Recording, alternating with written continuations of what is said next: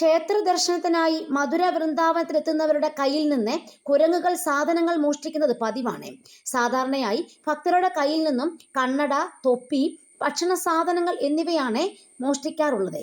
എന്നാൽ വൃന്ദാവനിലെ താക്കൂർ ബംഗെ ബിഹാരി ക്ഷേത്രം സന്ദർശിക്കുന്നതിനിടെ കുരങ്ങൻ തട്ടിയെടുത്തത് 20 ലക്ഷം രൂപ വിലമതിക്കുന്ന ആഭരണങ്ങളടങ്ങിയ ഹാൻഡ് ബാഗാണ്.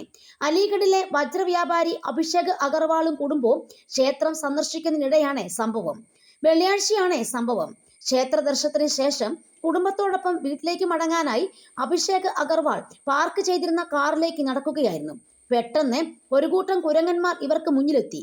ഇതിൽ ഒരു കുരങ്ങൻ 20 ലക്ഷം രൂപ വിലമതിക്കുന്ന വജ്രാഭരണങ്ങളടങ്ങിയ ഹാൻഡ് ബാഗ് പിടിച്ചു വലിച്ച് കടന്നു കളയുകയായിരുന്നു.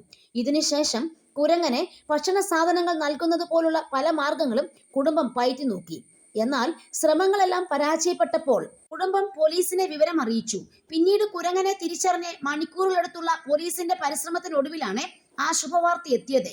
നീണ്ട പരിശ്രമത്തിന് ശേഷം 8 മണിക്കൂർ കഴിഞ്ഞാണ് കുരങ്ങന്റെ കയ്യിൽ നിന്നും ഹാൻഡ് ബാഗ് തിരികെ ലഭിച്ചതെന്ന് സർക്കിൾ ഓഫീസർ സന്ദീപ് സിംഗ് പറഞ്ഞു.